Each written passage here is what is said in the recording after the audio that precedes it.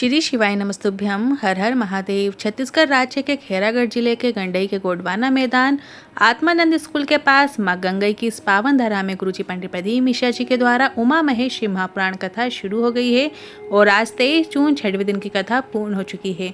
ये 7 दिवसीय शिव महापुराण कथा है जिसका आनंद आप 18 जून से 24 जून तक आस्था चैनल यूट्यूब के माध्यम से दोपहर के 2 बजे से 5 बजे तक प्राप्त कर पाएंगे। आज 23 जून 6वें दिन की शिव महापुराण कथा में गुरुजी ने कुल 14 उपाय पत्र उपयोगी जानकारियां दी हैं। सभी की जानकारी आपको इसी वीडियो के माध्यम से प्राप्त होने वाली है। अगर किसी कारणवश आपने आज की कथा नहीं सुन पाए हैं तो पूरी कथा का दस्तावेज आपको एक छोटे से वीडियो से प्राप्त होने वाला है। पिछले वीडियो में हमने आपसे एक प्रश्न किया था, कुबरेश्वर धाम किस संभाग में आता है? तो सही उत्तर है सी, भोपाल। और आज का प्रश्न इस प्रकार है, नारायण किस सागर में आराम करते नजर आते हैं? आपने देखा होगा जो हरि विष्णु है, नारायण है, वो किस सागर में आराम करते नजर आते हैं? जिसके ऑप्शंस इस प्रकार हैं, ए क्षीर सागर, बी अमृत सागर। आप इस प्रश्न का उत्तर कमेंट के जरिए हमें भेज सकते हैं और हम इस प्रश्न का उत्तर कल के वीडियो में आपको बताएंगे। तो बढ़ते हैं आज की कथा की पहली जानकारी की ओर। गुरुजी ने कहा, कल हमसे एक ने प्रश्न किया, पूछा कि आप इतनी जगह कथा करने चाहते हैं तो आपको गंडई में आकर कैसा लगा? तो इस पर गुरुजी ने कहा, हम कहीं पर भी लोगों को कथा सुनाने नहीं चाहते हैं। हम तो वहाँ की पावन धरा में जो देवी देवता हैं, भगवान हैं, उन्हें और शिव रूप में आने वाले भक्तों को कथा सुनाने चाहते हैं। और अगर हम व्यक्ति विशेष को कथा सुनाने चाहते तो आप कथा सुनने नहीं आते। बढ़ते हैं आज की कथा की दूसरी जानकारी की ओर। हमसे लोग प्रश्न करते हैं, संत कैसे होते हैं, महात्मा कैसे होते हैं? गुरुजी ने कहा, संत और महात्मा ऐसे होते हैं कि वो प्रत्येक आत्मा में परमात्मा के दर्शन कर लें, वही महात्मा कहलाते हैं। बढ़ते हैं आज की कथा की तीसरी जानकारी की ओर। बच्चा बोलता है तो माता पिता को अच्छा लगता है, पर जब समय बदलता है और फिर जब माता पिता बोलते हैं तो बच्चों को अच्छा नहीं लगता, उन्हें बुरा लगता है। बढ़ते हैं आज की कथा की चौथी जानकारी की ओर। 3 प्रकार के दोस्तों से हमेशा दूरी बनाकर रखो। थाली वाले दोस्तों से, थाली वाले दोस्तों से और प्याली वाले दोस्तों से आपको दूरी बनाकर रखनी है। आपको बिना मतलब तारीफ करके, ताली बजाकर चने की झाड़ में चढ़ाने वाले लोग। थाली मतलब रोज होटल में खाना खिलाने वाले और प्याली मतलब आपको नशा करने को कहने वाले। अगर आपने इन तीनों मित्रों से दूरी बना ली तो आपकी ज़िंदगी सार्थक हो जाएगी। बढ़ते हैं आज की कथा की 5वीं जानकारी की ओर। बचपन में माताएं बच्चों को काला डोरा बांधती हैं नज़र से बचाने के लिए। तो मैं सब माताओं से निवेदन करना चाहता हूँ, जैसे आप अपने बच्चों को बचपन में गलत नज़र से बचाने के लिए काला डोरा बांधती हैं, उसी तरह उसके बड़े होने में उसके गले में तुलसी की माला या रुद्राक्ष भी जरूर पहनाओ, ताकि वो गलत मार्ग पर ना जाए, व्यसन में ना जाए, नशे में ना जाए, गलत विचार में, गलत सोच में, गलत संगति में ना जाए। बढ़ते हैं आज की कथा की 6वीं जानकारी की ओर। मध्य प्रदेश में एक जगह है। गुरुजी ने आज एक सच्ची घटना पर आधारित कथा सुनाई है। बहुत ही अच्छी कथा है, आप ध्यान से सुनिएगा। मध्य प्रदेश में एक जगह है आगर मालवा, जहाँ पर हम 18 से 19 साल पहले कथा करने के लिए गए भी थे। और वहाँ बाबा बैजनाथ जी का मंदिर है, वहाँ पे हमने दर्शन भी किए। वहाँ अगर आप कभी जाओ तो दर्शन कीजिएगा। गुरुजी ने कहा, 1932 की बात है। एक वकील रहते थे, वकालत करते थे और रोज 1 लोटा जल शिवलिंग पर अर्पित करते थे। भक्ति में इतना लीन हो जाते थे कि उनकी भक्ति इतनी अधिक थी कि उन्हें पता भी नहीं रहता था कि वो कहाँ हैं। एक बार उन्हें अपने फरियादी का केस लड़ना था, पर वो पूजन में इतना लीन हो गए थे की तरह वो उस दिन भी शिव मंदिर गए, शिवलिंग पर जल चढ़ाते, ओम नमः शिवाय मंत्र का स्मरण करते, नमः शिवाय करते। उनकी अर्चना में इतने डूब गए थे कि वो कोर्ट जाना ही भूल गए। समय देखा तो कोर्ट का समय निकल चुका था। फिर एकदम याद आया तो कोर्ट गए और जज साहब से कहा, मेरे फरियादी को अगली डेट दे दीजिए क्योंकि मैं मंदिर जाने की वजह से आ नहीं पाया।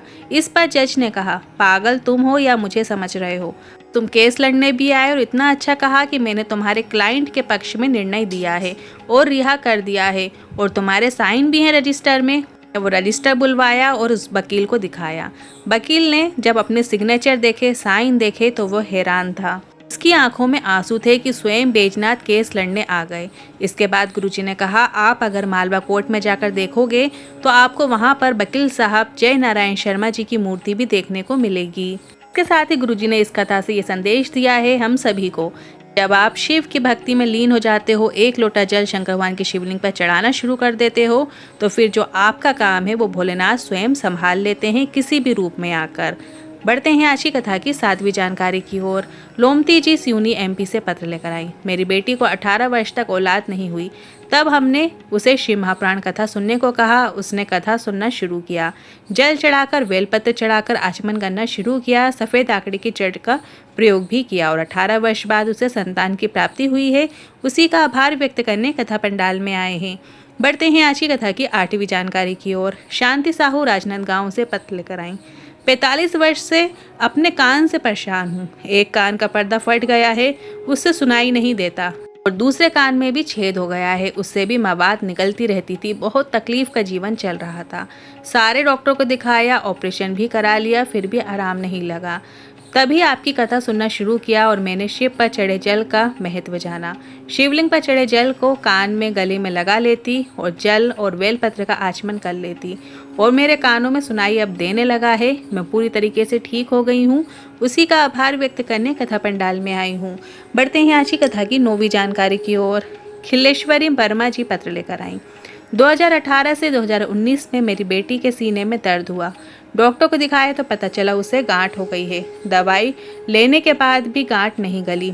फिर डॉक्टर ने दवाई बदल दी, फिर भी आराम नहीं लगा। इसके बाद डॉक्टर ने ऑपरेशन की बोला तो हमने ऑपरेशन करवा लिया और ऑपरेशन के 4 साल बाद फिर उसी स्थान पर गठान हो गई और ये गठान पहली गठान से भी बड़ी थी।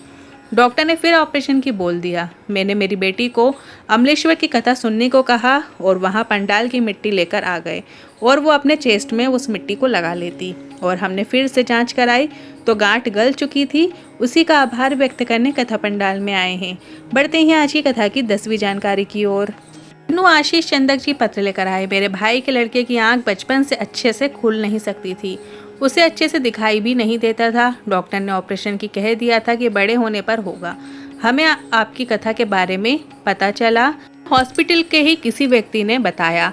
हमने मंदिर जाना शुरू किया, शिवलिंग पर जल चढ़ाते और उस जल को जब हम झेल कर लाते तो उस बच्चे की आंखों में हमने लगाना शुरू किया और 1.5 महीने के अंदर उसकी आंखें पूरी तरीके से खुल गई हैं और उसी का आभार व्यक्त करने कथा पंडाल में आए हैं। बढ़ते हैं आज की कथा की 11वीं जानकारी की ओर। मंडई में चल रही शिव महापुराण कथा तो 24 जून को समाप्त हो जाएगी और इसके बाद गुरुजी की जो अगली कथा है वो 30 जून से 6 जुलाई 2024 तक चलेगी और ये शिव महापुराण कथा गिरधर कॉलोनी विदिशा में रहेगी। कथा का नाम रहेगा वेतवटी शिव महापुराण कथा और इसका समय दोपहर में 1 बजे से 4 बजे तक रहेगा। बढ़ते हैं आज की कथा की 12वीं जानकारी की ओर। आज गुरुजी ने पशुपतिनाथ व्रत की जानकारी दी। अगर आप कल से पशुपतिनाथ व्रत शुरू करना चाहते हैं, 5 सोमवार ये व्रत करना होते हैं। 5 सोमवार को आपको नियम पूर्वक जिस तरीके से आपने पहले व्रत में पूजा की है उसी तरीके से एक ही मंदिर में आपको 5 सोमवार में पूजा करनी होती है। इसकी संपूर्ण विधि हमने डिस्क्रिप्शन बॉक्स में इसकी लिंक डाल दी है। आप वहां पर जाकर सुबह और शाम की पूजन विधि का वीडियो देख सकते हैं। इसमें गुरुजी के अनुसार ही पूजा करके पूरी बताई गई है। बढ़ते हैं आज की कथा की 13वीं जानकारी की ओर। जितना आप नारी का आदर करते हैं उतना माता जगदम्बा की कृपा आपको प्राप्त होती है। जिस समय व्यक्ति नारी का सम्मान करना बंद कर देता है, उसके साथ दुर्व्यवहार करता है, उसकी निंदा करता है तो उसका पूरा कुल डूब जाता है, ये निश्चितता है। बढ़ते हैं आज की कथा की 14वीं जानकारी की ओर। डॉक्टर को दिखा रहे हैं पर दवाइयाँ कार्य नहीं कर रही हैं तो आपको भोलेनाथ का स्मरण करते हुए, कुंदकेश्वर महादेव का नाम स्मरण करते हुए दवाइयाँ खाना शुरू कर देना है। आपको दवाइयाँ लगेंगी और जो आप जिस रोग की दवाइयाँ खा रहे हो उसमें आपको लाभ देखने को मिलेगा। आषाढ़ माह का पहला सोमवार है और इस दिन किया जाने वाला एक विशेष उपाय लेकर आए हैं। कल के दिन, सोमवार के दिन सुबह के समय आपको विद्यालय जाना है, शिव मंदिर जाना है और 1 लोटा जल श्री शिवाय नमस्तुभ्यम बोलते हुए शंकर भगवान की शिवलिंग पर अर्पित करना है और इसके बाद थोड़ा सा जल आपको बचा लेना है। वो थोड़ा सा जल ले जाकर आपको जो बेलपत्री का वृक्ष है, यदि नज़दीक में बेलपत्री का वृक्ष है तो वहाँ पर जाकर आपको श्री शिवाय नमस्तुभ्यम बोलते हुए थोड़ा सा जल आपको अर्पित कर देना है। ऐसा करने से आपके घर में माता लक्ष्मी विशेष कृपा प्राप्त होती है, साथ ही शिव पार्वती का भी आशीर्वाद आपको प्राप्त होता है। आप ये नियम बना लीजिए, कम से कम 5 सोमवार आप ऐसा कीजिए। बेलपत्री के वृक्ष में भी जल चढ़ाइए और साथ ही शिव मंदिर में भी जल चढ़ाइए और शाम के समय आपको 2 दीपक लगाना है। एक दीपक आपको गोल बाती का बनाना है और वो गोल बाती का दीपक आपको शिवालय में प्रज्वलित करना है। श्री शिवाय नमस्तुभ्यम बोलते हुए आपको दीपक प्रज्वलित करना है और इसके बाद जो दूसरा दीपक आपने बनाया है उसमें आपको लंबी बाती का प्रयोग करना है। आप चाहो तो एक बाती या दो बाती का भी प्रयोग कर सकते हैं। तो दो लंबी बाती बनाना है और उसको एक कर लेना है। फिर वो दिया आपको बेलपत्री के वृक्ष के नीचे प्रज्वलित करना है। प्रदोष काल के समय प्रज्वलित कीजिएगा। श्री शिवाय नमस्तुभ्यम बोलते हुए प्रज्वलित कीजिएगा। साथ ही बेलपत्री के वृक्ष के नीचे की जो थोड़ी सी रज है उसे अपने मस्तक पर लगा लीजिएगा और थोड़ी सी रज आपको शिव पार्वती का निवेदन करते हुए आप अपने घर में लाकर चुटकी भर रज आपको पटक देना है। इससे आपके घर के भंडार हमेशा के लिए भरे रहते हैं। आपके घर में बरकत देखने को मिलती है। आपके घर में लक्ष्मी की आवक होने लगती है। आप जो भी काम कर रहे हैं, चाहे आप नौकरी कर रहे हैं, व्यवसाय कर रहे हैं, उसमें भी आपको लाभ देखने को मिलता है। आज के इन वीडियो से जुड़े मन में कोई सवाल है, क्वेश्चन है तो कमेंट के जरिए पूछ सकते हैं। वीडियो थोड़ा भी उपयोगी लगा हो तो वीडियो को लाइक करके कमेंट बॉक्स में हर हर महादेव ज़रूर टाइप कीजिएगा। श्री शिवाय नमस्तुभ्यम।